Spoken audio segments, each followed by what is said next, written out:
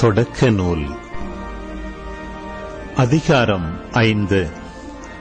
ஆதாமின் வழிமரபின் அட்டவணை பின்வருமாறு. கடவுள் மனிதரை படைத்த பொழுது அவர்களை தம் சாயலில் உருவாக்கினார். ஆணும் பெண்ணுமாக அவர்களை படைத்தார்.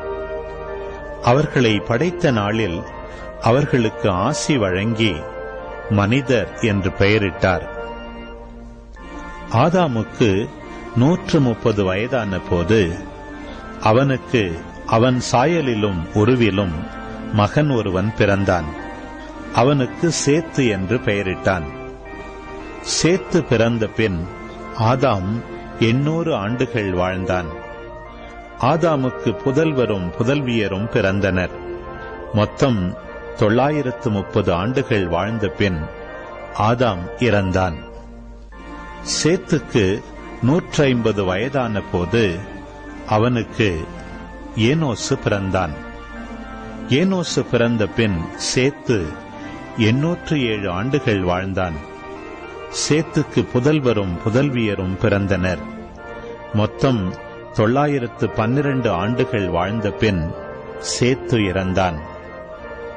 ஏனோசுக்கு 90 வயதான போது அவனுக்கு கேனான் பிறந்தான். கேனான் பிறந்த பின் ஏனோசு 815 ஆண்டுகள் வாழ்ந்தான். கேனானுக்கு புதல்வரும் புதல்வியரும் பிறந்தனர். மொத்தம் 905 ஆண்டுகள் வாழ்ந்த பின் ஏனோசு இறந்தான். கேனானுக்கு 70 வயதான போது அவனுக்கு மகலலேல் பிறந்தான். மகலலேல் பிறந்த பின் கேனான் 840 ஆண்டுகள் வாழ்ந்தான். கேனானுக்கு புதல்வரும் புதல்வியரும் பிறந்தனர். மொத்தம் 910 ஆண்டுகள் வாழ்ந்த பின் கேனான் இறந்தான். மகலலேலுக்கு 65 வயதான போது அவனுக்கு எரேது பிறந்தான். எரேது பிறந்த பின் மகலலேல் 830 ஆண்டுகள் வாழ்ந்தான்.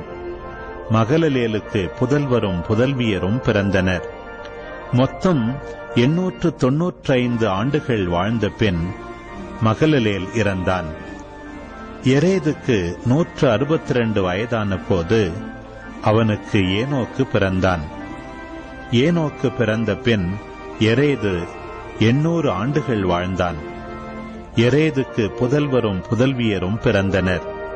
மொத்தம் 962 ஆண்டுகள் வாழ்ந்த பின் எரேது இறந்தான். ஏனோக்குக்கு 65 வயதான போது அவனுக்கு மெத்துசேலா பிறந்தான். மெத்துசேலா பிறந்த பின் ஏனோக்கு 300 ஆண்டுகள் கடவுளோடு நடந்தான். ஏனோக்கிற்கு புதல்வரும் புதல்வியரும் பிறந்தனர். ஏனோக்கு மொத்தம் 365 ஆண்டுகள் வாழ்ந்தான். ஏனோக்கு கடவுளோடு நடந்து கொண்டிருந்தான். பின்பு அவனை காணவில்லை, ஏனெனில் கடவுள் அவனை எடுத்துக்கொண்டார்.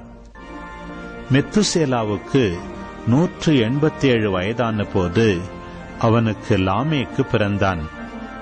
லாமேக்கு பிறந்த பின் மெத்துசேலா 782 ஆண்டுகள் வாழ்ந்தான். மெத்துசேலாவுக்கு புதல்வரும் புதல்வியரும் பிறந்தனர். மெத்துசேலா மொத்தம் 969 ஆண்டுகள் வாழ்ந்த பின் இறந்தான். லாமேக்கிற்கு 182 வயதான போது அவனுக்கு மகன் ஒருவன் பிறந்தான். அவன் ஆண்டவரின் சாபத்திற்குள்ளான மண்ணில் நமக்கு உண்டான கடின வேலையிலும் உழைப்பிலும் நமக்கு ஆறுதல் அளிப்பான் என்று சொல்லி அவனுக்கு நோவா என்று பெயரிட்டான். நோவா பிறந்த பின் லாமேக்கு 595 ஆண்டுகள் வாழ்ந்தான். லாமேக்கிற்கு புதல்வரும் புதல்வியரும் பிறந்தனர். லாமேக்கு மொத்தம் 777 ஆண்டுகள் வாழ்ந்த பின் இறந்தான். நோவாவிற்கு 500 வயதான போது அவருக்கு சேம், காம், எப்பேத்து ஆகியோர் பிறந்தனர்.